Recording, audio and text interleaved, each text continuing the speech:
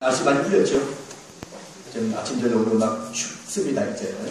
그러다 보니까 이거 환절기가 되다 보니까 병원에 신세지는 분들도 가끔 생기고 그래요. 계속 덥다가 갑자기 날씨가 바뀌면 건강관리가 쉽지 않습니다. 특별히 건강관리 잘 신경 쓸 수 있기를 바랍니다. 우리가 흔히 쓰는 말 중에 이런 말이 있죠. 호랑이는 죽어서 뭐를 남겨요? 가죽을 남기고, 사람은 죽어서 뭐를 남겨요? 이름을 남깁니다. 이 말은 인간의 명예시험을 일컬어서 하는 말이라 해도 틀리지 않습니다. 그런 사람들은 자신의 이름을 어떻게든 많은 사람들에게 알려지기를 바라고 또 높이 불려지기를 바랍니다. 그런 이름을 지을 때는 아주 심사숙고해서 이름을 짓지. 오죽하면 장명가에게 돈을 줘서라도 이름을 좋은 이름 지겠다고 하겠습니다. 그만큼 이름이 중요하기 때문에 그런 거죠. 저는 오늘 말씀을 준비하면서 그래, 역시 사람의 이름은 참 중요해. 어떻게 이름을 짓느냐에 따라서. 저 재미있는 글을 좀 읽었어요. 어느 환자가 몸이 이상해서 병원에서 진찰을 받았습니다. 의사가 이렇게 저렇게 진찰을 하고 난 다음에 소견서를 맨 밑에다가 쓰면서 정근암이라고 썼습니다. 이 환자는 자신의 병이 정근암에 걸렸구나 생각을 하고 집으로 돌아왔습니다. 의사는 대수롭지 않게 약을 처방해 주고 이 약 먹고 집에 가서 쉬십시오 라고 그렇게 이야기했는데 이 사람이 맨 밑에다가 쓴 글을 딱 읽었더니 정근암이라고 되어 있으니까 그때부터 잠이 오지 않습니다. 아, 내가 암이 걸렸구나. 암이 걸렸구나. 그럼 밤잠을 자지 못하고 막 시름시름 앓다가 도저히 견딜 수가 없어서 그 다음날 의사를 찾아갔습니다. 의사는 내가 도저히 밤잠을 자지 못하겠는데 솔직히 말씀해 주십시오. 내가 이제 각오를 하고 왔습니다. 얼마나 살 수 있습니까? 도대체 정근암이 무슨 암입니까? 내가 치료받지 않으면 어느 정도까지만 살 수 있을까요? 라고 심각한 표정으로 질문을 던졌습니다. 그랬더니 의사가 물끄러미 이 환자를 바라보면서 이렇게 이야기합니다. 손님, 정근암은 제 이름입니다. 성이 정이고 근암이 자기 이름이라는 거죠. 여러분 보세요. 정근암, 의사가 자기 이름을 정근암이니까 그 사람 맨날 정근암이라고 써야 될 거 아니오. 그런데 환자가 그걸 자신이 진짜 암이라고 생각하고 밤잠을 자지 못했으니 이 얼마나 기가 막힐 노릇입니까? 아, 그래서 특별히 의사의 직업을 가진 사람들은 이름을 잘 지어야 되겠구나 이런 생각을 해봤어요. 오이하기 딱 좋은 이름이지요. 여러분, 이와 같은 우리가 인간은 자신의 이름에 대해서 특별히 생각을 많이 하는데 루소라고 하는 철학자가 말이죠. 우리 인간의 내면의 심성을 연구해 봤더니 각 나이대별로 사람들의 관심사가 틀리다는 것을 발견했어요. 그 10대에는 먹는 것에 의해서 움직인답니다. 아이들. 10대의 아이들. 20대 아이들은 사랑에 의해서 움직여지고요. 30대에 있는 사람들은요, 쾌락에 의해서 움직여지고 40대에는요, 야심, 야망에 의해서 움직여지고 50대에는요, 탐욕에 의해서 움직여지고요. 60대에는요, 명예심에 의해서 움직인답니다. 철학자 루소가 인간의 내면을 검사해봤다. 그래서 이 말씀을 가만히 보니까 나이를 먹으면 먹을수록 명예심에 대해서 조심해야 되겠구나 이런 생각을 하게 되십니다. 그런데요, 오늘 철학자 루소가 이렇게 나이대별로 구분을 줬지만 이건 보편적인 사람들에 대한 확률에 대한 얘기지. 전부 다 나이별로 그렇게 흑백 노리식으로 딱딱딱딱딱 칼 자르듯이 잘라질 수 있는 거냐? 그렇지 않거든. 인간은 누구나 개인적으로 되든 누가 됐든지 간에 기본적으로 갖고 있는 생각이 뭐냐면 명예심을 가지고 있어요.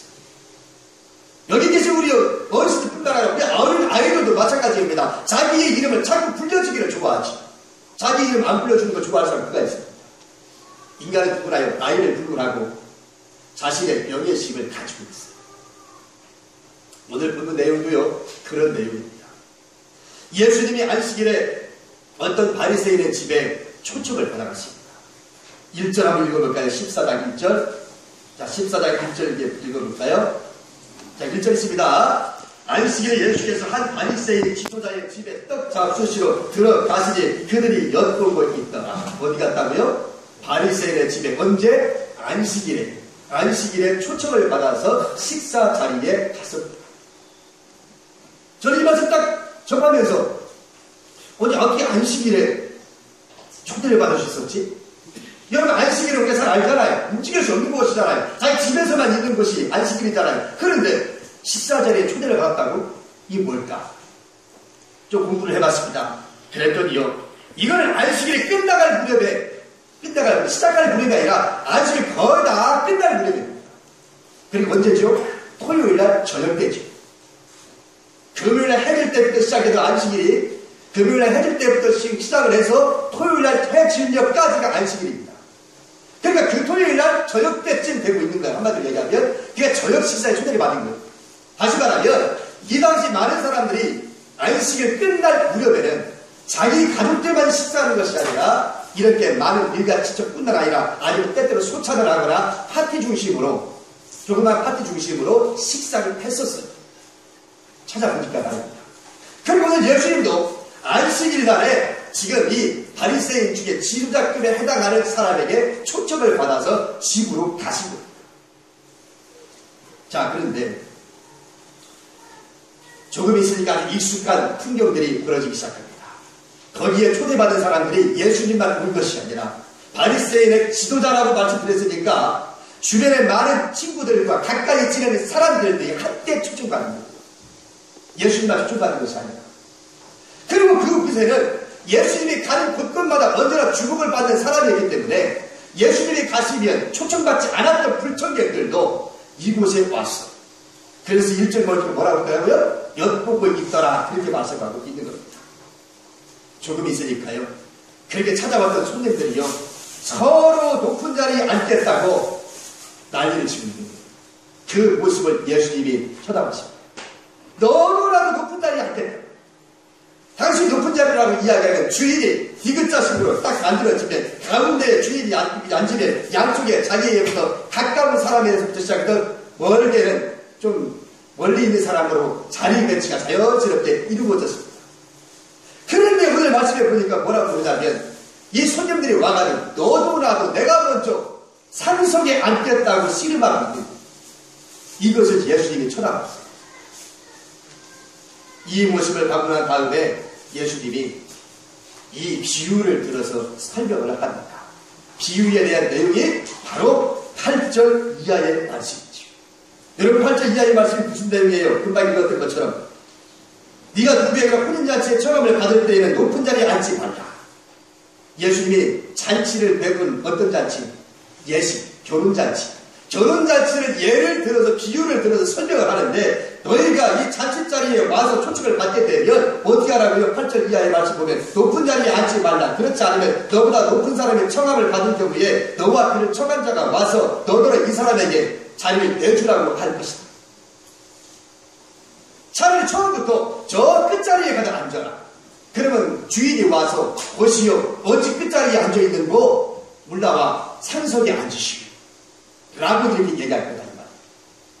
그렇게 되면 주변에 있는 많은 사람들이 저 사람은 높은 사람인가 보다 라고 쳐다보지 않겠느냐 라고 하는 얘기.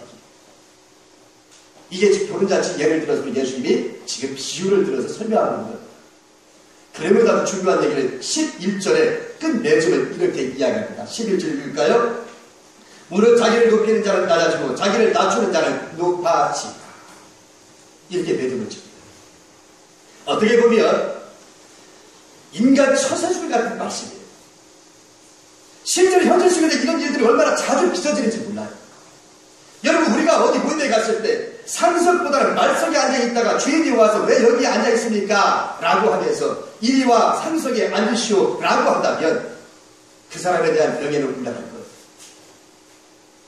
근데 오늘 반대로 여기 있는 말씀처럼 처음부터 상석에 앉고 있다가 나보다 높은 사람이 와 있는데 주인이 자리를 안내하다 보니까 여보시오 이 사람에게 양보를 좀 하시고 자기는 딴 데로 가라고 이렇게 하면 얼마나 창피한 일이냐 이 말이죠.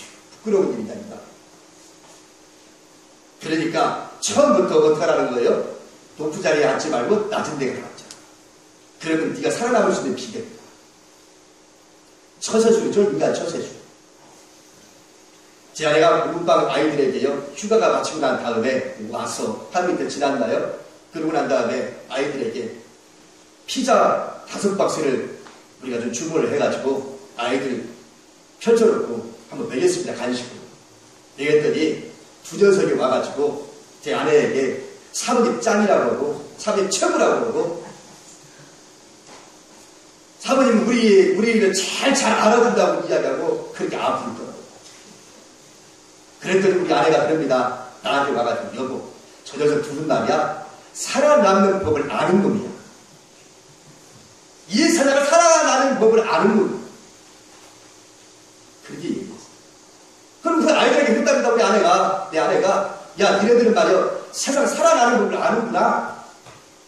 그랬대.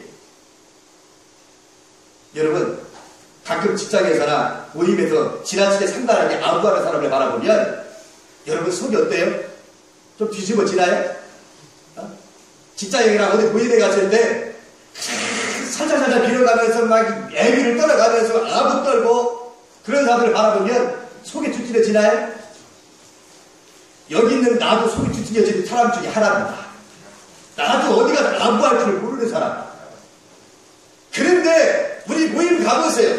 유독에 유별나게 상관한테 붙어가지고 막 가까이 가가지고 막 이것저것 막 아부를 떠는 사람들 바라보면 나도 가만히 바라보면 나도 속이 뒤집어져.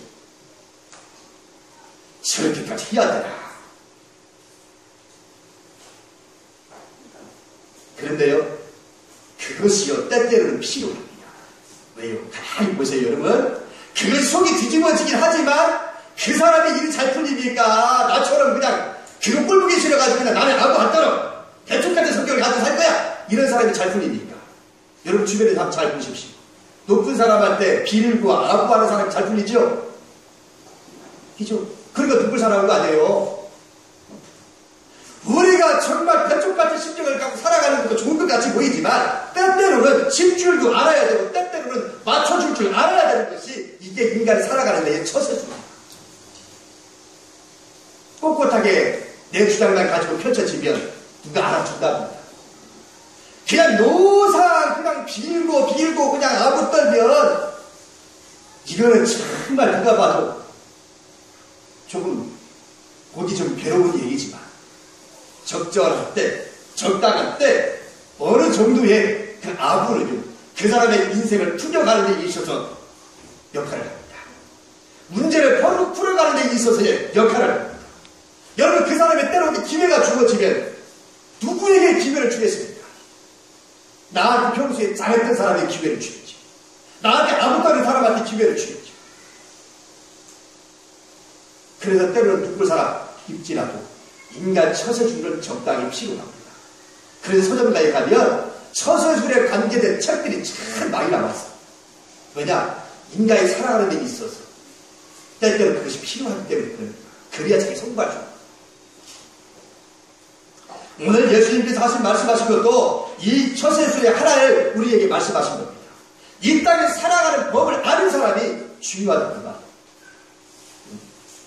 그런데요, 이것을 인간 처세술로만 우리가 바라본다면 예수님께서 하고자 하는 말씀을 다 묻는 것이 아닙니다.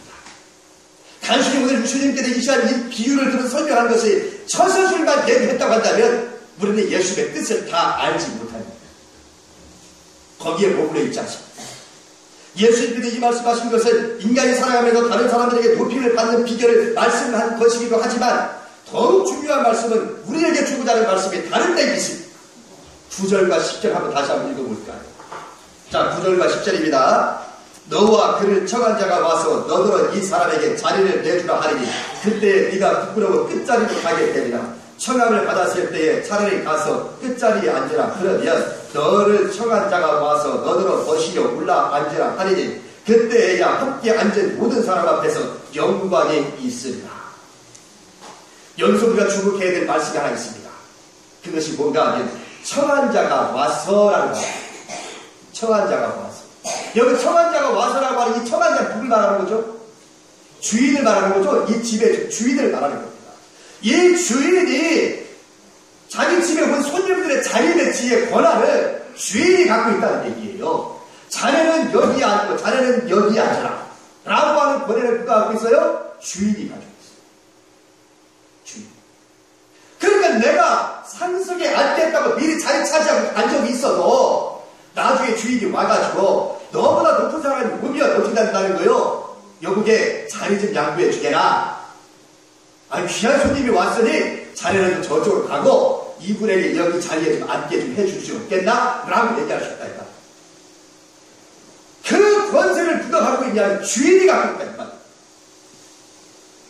그러면 여기서 이야기하는 주인은 과연 누굴 말할까요? 상징적으로 이야기합니다. 하나님을 말합니다. 하나님을 말합니다.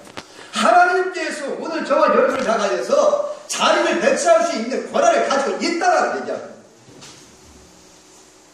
그러니까 오늘 이 말씀은 현실 속에서 여기 처세술, 앞에서 잠깐 얘기했던 것처럼 처세술을 얘기한 것뿐만 아니라 더 높은 차원의 이야기를 우리에게 하고 있는데 그거는 바로 뭐냐? 종말을 살아가는 사람들에게 또는 하나님의 나라를 바라보고 있는 사람들에게 하나님에게 높임받기 위해서 살기를 원하는 말씀입니다. 할렐루야. 무슨 말씀이라고요? 하나님 앞에 높임을 받는 사람이 되라. 13절 14절 읽겠습니다. 13절 14절 잔치를 베풀거든 차라리 가난한 자들과 몸 불편한 자들과 저런 자들과 백인들을 쳐가라. 그리하면 그들이 갚을 것이 없으므로 네게 복이 되리니 이는 의인들의 부활 시에 네가 갚음을 받겠음이라 하십니다. 언제 얘기요? 지금 말씀이? 의인들의 부활 시에. 무슨 얘기? 하나님의 나라에 주님 재림하시는 그날 종말을 살아가는 사람들에게 하는 얘기입니다. 단순한 인간 처세술을 얘기하는 것이 아니야. 일단 그러므로 오늘 우리가 이 땅에 살면서 하나님 나라에서 또 하나님께 높임을 받는 사람이 되라는 얘기입니다. 있습니까 여러분? 세상 사람들에게 높임 받는 것도 좋지만 하나님 앞에 높임 받는 사람이 되는 것에 주목할 수 있기를 바랍니다. 이것이 진정한 명예입니다. 세상에서 명예를 얻으려고 하면 취해질 수 있어요. 나는 우리 목사님들 중에 은퇴하신 목사님들이 요즘 많잖아요. 이제는. 그런데 가끔 은퇴하시면서 평생을 그렇게 많은 분들에게 존경받고 인정받았던 주의종들 중에 은퇴를 앞두고서 조금 말년에 불미스러운 게 명예를 하는 사람들, 은퇴하는 분들 바라볼 때 마음이 평생을 잘 지내던 목사님이 왜 은퇴를 앞두고 저렇게 추하게 은퇴를 하실까? 그런 모습을 볼 때마다 때때로 마음이 아파요. 그러니까 은퇴를 하기 전에 우리는 충분히 준비를 해야 됩니다. 추하지 않게 은퇴하기 위해서 말입니다. 그거를 미리미리 준비해야 됩니다. 무조건 믿음만 이게 아닐까요? 여러분 오늘 여기 연세 드신 분들 계시지만 여러분이 앞으로 은퇴되기 전까지 준비하셔야 돼요. 은퇴 후에 명예롭게 정말 추하지 않게 은퇴하기 위해서 할렐루야. 정말 우리 추하게 은퇴하지 마십시오. 네? 그러니까 정말 우리가 은퇴를 하더라도 명예롭게 은퇴를 해야지 추하게 은퇴해서. 근데 왜 추하게 되는 거죠? 내 이름을 자꾸 내세우려고 하니까 은퇴할 때 취해집니다. 내가 욕심을 자꾸 부리니까 취해지는 거예요. 내 욕심을 버리고 내 이름을 버리고 주님의 이름을 높이고 주님으로부터 내가 높임받기 위해서 노력한다면 내가 취해지지 않아요. 그런데 자꾸 욕심을 부리니까 취해지는 거죠. 그래서 여러분 우리는 이 땅에 명예롭게 살 수 있는 비결이 뭡니까? 사람들에게 높임받으려고 노력하지 말고 하나님 앞에 높임받으려고 노력할 수 있기를 축원합니다. 하나님에게 높임받기를 축원합니다. 다음의 영상은 바로 그것을 실제로 우리에게 보여주는 영상입니다. 클레이튼 커쇼에 대한 영상인데 우리 다 같이 한번 보려고 그럽니다.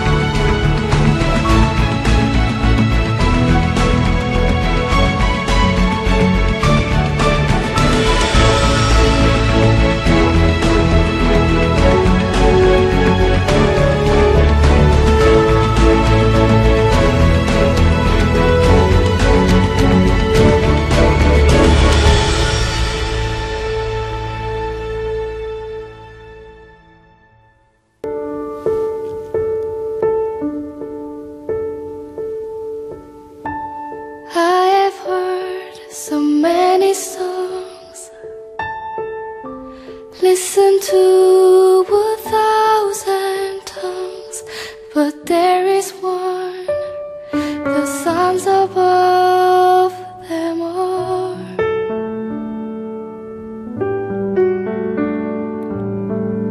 The Father's song, the Father's love, you're songing over me and for eternity. It's written on my heart. Heaven's perfect melody, the Creator's symphony. You are singing over me, the Father's song. Heaven's perfect mystery, King of love has sent for me, and now you're singing over me, the Father's song.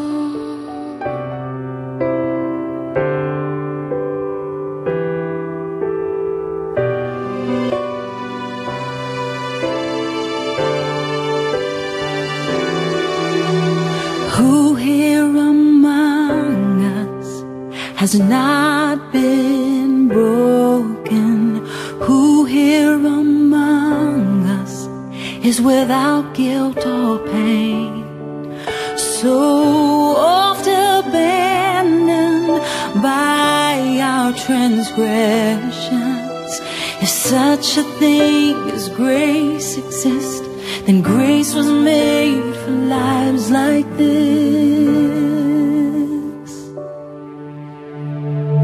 There are no strangers. Clayton Kershaw takes the mound again with that 3.8 ERA against the Mets, though he's been outstanding. Strike. Got him. Paul strikes three. David strikes out. Paul, 2 strikes. Ball on and missed. Kershaw got him picked off. Yes, indeed. Blessed Father, look down upon us. We are your children. We need your love. We run before your throne of mercy and seek your face to rise above. There are no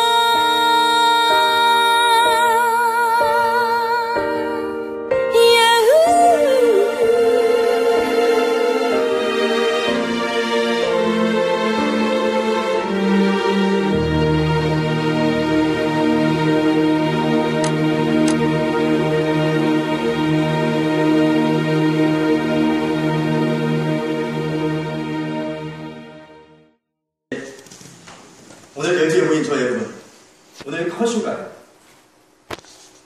다저스의 그 메이저리그에 들어간다는 것은 하늘의 별따기. 하늘의 별따기 100만 명 중에 한 명이 될까 말까. 그러니까 우리나라 유현진 선수 가 있죠? 대단한 거예요. 유현진 선수 저희에 누가 있었죠? 정말 현창로 선수일 수 있어요. 대단한 거예요, 여러분. 우리나라 사람이 메이저리그에 축구도 마찬가지고 나갈 수 있다는 건 대단한 거예요. 스포츠를 여러분 잘 몰라서 그렇지요? 대단한 거예요. 이 커쇼도 역시 마찬가지입니다. 그랬는데 결국은 뜻을 다했어요. 근데 그것이 끝났습니까? 잠비아에서 구하원을 세웠습니다. 자신의 이름을 내기 위한 것이 아니라 하나님 앞에 이름을 내기 위해서 노력을 했더니 누가 이름이 높아가요 지금? 허수의 이름이 전 세계에 지금 이름이 날리고 있잖아요. 내 이름이 높아질 수 있는 비결은 다른 데 있는 것이 아니라 세상에서 내가 내 이름을 높임받기 위해서가 아니라 하나님 앞에 높임받기 위해 노력을 했더니 하나님은 내 이름을 높이시라 이 말입니다. 할렐루야. 오늘 저와 여러분이 그렇게 하나님 앞에 높임받을 수 있기를 바랍니다. 그것을 이루기 위해서 예수님은 또 한 가지의 비유를 우리에게 설명합니다. 그것이 바로 12절부터 14절까지의 말씀입니다. 다 같이 한번 읽습니다. 또 자기를 청한 자에게 이르시되 네가 점심이나 저녁이나 베풀거든 벗이나 형제나 친척이나 부한 이웃을 청하지 말라. 두렵건대 그 사람들이 너를 도로 청하여 네게 갚음이 될까 하더라. 잔치를 베풀거든 차라리 가난한 자들과 몸 불편한 자들과 저는 자들과 백인들을 청하라. 그리하면 그들이 갚을 것이 없으므로 네게 복이 되리니 이는 의인들의 구하시에 네가 갚음을 받겠음이라 하시더라. 왜 이 말씀을 했을까요? 당시 식사 자리에 초대를 받으면 나중에는 갚는 그것이 상례였습니다. 우리 나라도 마찬가지잖아요. 내가 다른 사람한테 내가 식사 대접을 받고 하면 나도 갚아야지. 맞죠? 내가 남에게 얻어먹기만 하고 내가 갚지 아니하면 우리는 흔히 뭐라고 해요? 의리도 없고 예의도 없다라고 이야기하잖아요. 똑같습니다. 오늘 이 당시에도 식사 초대를 받고 대접을 받으면 조만간에 아니면 나중에라도 반드시 나를 청한 그 사람을 데려다가 식사 대접을 해야만 이게 전통이고 관습이죠. 근데 문제는 예수님이 왜 이 말씀을 했느냐면 이렇게 갚을 수 있는 사람들만 초대를 했다 이 말입니다. 바리새인의 지도자급이라고 지금 방금 말씀드렸죠. 그러니까 바리새인 중에 지도자급에 해당하는 사람들이 초대를 받았기 때문에 이 사람은 반드시 내가 초청받았으니까 나중에라도 그 사람을 자기 집으로 초대해서 식사 대접을 할 거예요. 그럼 결론이 뭡니까? 내가 베풀었는데 저 사람이 나를 불러서 나를 베풀었으니까 삐까삐까한 거예요. 그럼 결론이 뭐죠? 나는 이 사람을 대접을 했는데 내가 대접을 받았으니까 나는 이 사람에게 대접한 것이 아닌 것이 되는 거예요. 맞는 예일지는 모르겠습니다만 결론적으로 이야기합니다. 예수님이 이 얘기를 한 겁니다. 그러니까 예수님이 하신 말씀이요. 누구한테 꼬집어 얘기하고 있냐면 나를 초청했던 그 주인을 꼬집어서 얘기하고 있는 거예요. 주인에게라고 말하고 있잖아요. 그렇죠? 나를 초청한 주인에게라고 하면서 이야기하면서 당신이 앞으로 점심이든 저녁이든 초청할 경우에는 있는 사람을 초청하지 말고 없는 사람을 초청하고 내빈들을 초청하고 적은 사람을 초청하고 내가 갚음을 받을 수 없는 사람을 초청해라. 그러면 당신이 베푼 것은 내가 받지 못했으니 내가 베푼 것이 된다 이 말. 이 다음에 하나님 나라에서 하나님의 내가 베푼 그 선행에 대하여 나에게 갚아주신다. 누가요? 하나님. 따라서 이런 이유로 예수님을 갚을 수 없는 사람들을 초대해서 대접을 하게 되면 이 땅에서는 내가 상급을 받을 수 없을지는 몰라도 하나님의 나라에 가서 내가 상급을 받을 수 있다라는 얘기예요. 그러니까 결론을 좀 맺습니다. 이 땅에는 대접받으려고 하지 말고 하나님에게 대접받으려고 노력하자. 성 어거스틴이 있으니까 제자들이 쫓아왔어요. 선생님, 예수님은 잘 믿는 비결의 첫 번째 비결이 뭡니까? 라고 질문했더니 성 어거스틴이 첫 번째 비결은 겸손일세 그렇게 물었습니다. 다시 제자들이 묻습니다. 선생님, 그러면 예수를 잘 믿는 두 번째 비결은 무엇입니까? 그랬더니 두 번째 비결도 겸손일세. 세 번째 물었습니다. 선생님, 그러면 세 번째는 어떻게 해야 예수 잘 믿는 걸까요? 라고 이야기했더니 어거스틴이 세 번째도 겸손일세 라고 이야기했습니다. 여러분, 행복과 믿음의 꽃은 항상 겸손한 토양 속에서 필 수 있다는 것을 믿을 수 있기를 축원합니다. 언제나 야고보 선생은 그렇게 말합니다. 하나님은 교만한 자를 물리치시고 겸손한 자에게 은혜를 주신다. 교만하면 장점이 많아도 호된 인생이 되지만 겸손하면 단점이 많아도 복된 인생이 될 수 있다는 것을 믿을 수 있기를 축원합니다. 세상에서 높아지려고 하지 마십시오. 오늘 예수님이 하신 말씀처럼 언제나 겸손하십시오. 겸손하면 하나님께는 너를 높이시고 그래서 하나님의 나라에서 너를 반드시 상급으로 갚아주십니다. 이것이 인간 처세줄의 비결이고 하나님 앞에 인정받는 길인 줄로 있습니다. 이제 하나님 앞에 기도할 수 있기를 바랍니다. 고마우신 아버지 하나님 참